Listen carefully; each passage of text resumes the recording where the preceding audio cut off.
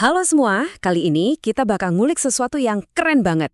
Kita akan telusuri perjalanan sebuah model AI computer vision. Dari yang tadinya cuma konsep di atas kertas, sampai akhirnya jadi aplikasi beneran yang kita pakai sehari-hari.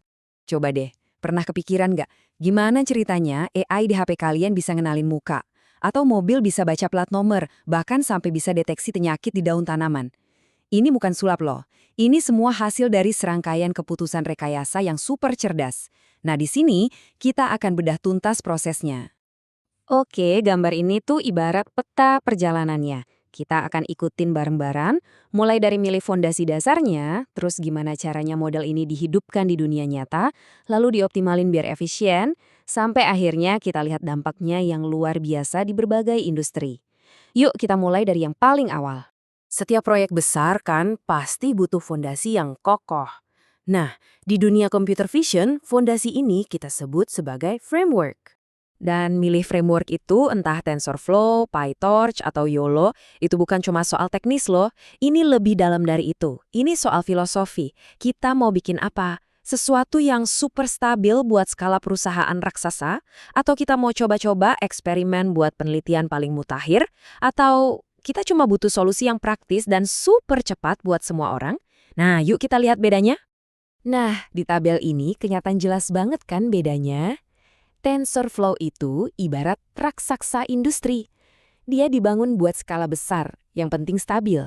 Kalau PyTorch ini lebih kayak laboratorium riset. Fleksibel banget, cocok buat para peneliti yang mau eksplorasi hal-hal baru.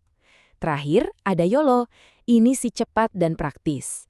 YOLO ini bukti kalau kadang-kadang yang kita butuhin itu ya kecepatan dan kemudahan. Oke, fondasi udah kepilih. Tapi kan, model kita nggak bisa selamanya dikurung di lab dong. Dia harus turun gunung, hidup di perangkat beneran. Nah, disinilah tantangan baru dimulai. Kita bisa anggap pilihan deployment ini kayak milih arena tanding buat si model AI. Ada 3 panggung utama nih. Pertama, di cloud yang punya kekuatan komputasi super besar. Kedua, di perangkat mobile, ya kayak di HP kita ini. Dan ketiga, langsung di perangkat edge, misalnya di drone atau kamera CCTV pintar. Dan tiap panggung punya aturan main yang beda-beda. Nah, ini dia bagian pentingnya, soal trade-off. Kalau kita taruh model di perangkat edge kayak drone, responnya bisa super cepat, instan. Plus, data kita aman, privasinya terjaga, karena semua diproses di situ juga. Tapi, ya itu, kemampuannya terbatas. Sebaliknya, kalau di cloud, kekuatannya nggak terbatas.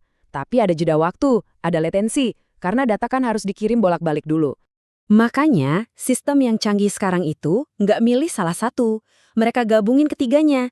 Ini yang namanya pendekatan hibrida.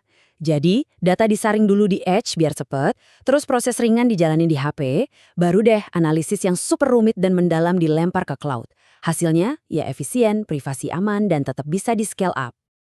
Oke, jadi kita udah punya modelnya, udah tahu mau tinggal di mana, tapi masalahnya seringkali model AI itu kayak mesin F1. Kenceng banget, super kuat, tapi boros dan gede banget, nggak cocok buat jalanan kota. Nah, disinilah seni optimasi masuk.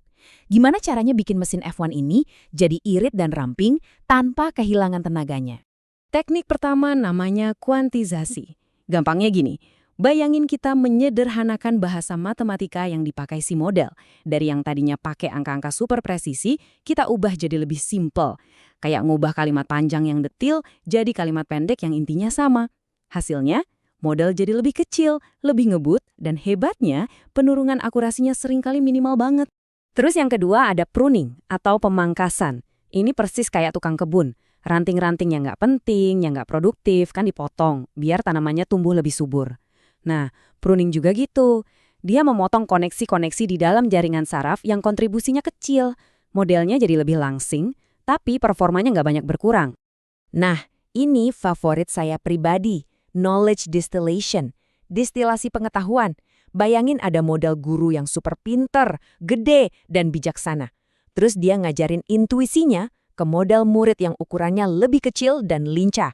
Si murid ini belajar meniru cara berpikir si guru, jadi dia bisa jadi pinter juga, tanpa harus punya badan segede gurunya.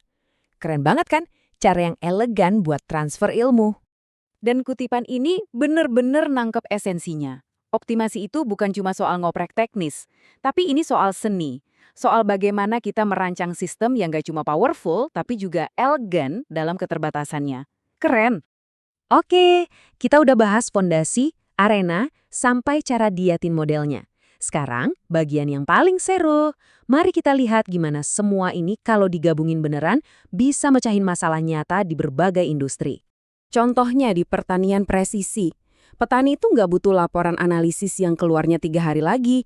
Mereka butuhnya sekarang. Ada penyakit apa di ladang? Nah, disinilah model YOLO yang dipasang di drone jadi jagoannya. Dia bisa kasih deteksi instan, real time, jadi petani bisa langsung ambil tindakan.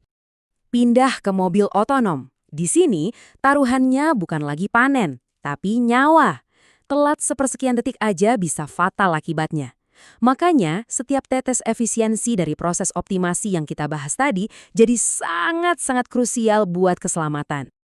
Terus di bidang kesehatan, di sini akurasi itu harga mati, harus nyaris sempurna. Tapi ada masalah lain, privasi pasien.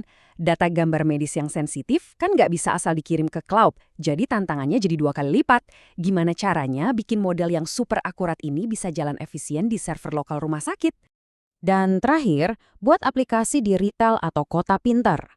Model yang akurasinya 99% di lab itu nggak ada gunanya kalau pas di dunia nyata. Kena hujan dikit atau pas malam hari, dia langsung ngaco. Nah, di sini, ukuran suksesnya bukan lagi cuma akurasi, tapi robustness, ketahanan. Seberapa tangguh dia di kondisi dunia nyata yang nggak bisa diprediksi. Jadi, dari konsep di lab sampai jadi solusi di lapangan, kita lihat kan kalau ini semua adalah tentang mencari keseimbangan. Keseimbangan antara kecepatan dan akurasi, kekuatan dan efisiensi, juga privasi dan fungsi. Dan ini membawa kita ke sebuah pertanyaan besar sebagai penutup. Seiring AI makin jadi bagian dari hidup kita, gimana cara terbaik kita menyeimbangkan kekuatan yang luar biasa ini dengan segala keterbatasan praktis yang ada? Pertanyaan ini kayaknya seru buat kita pikirin bareng-bareng. Terima kasih sudah menyimak.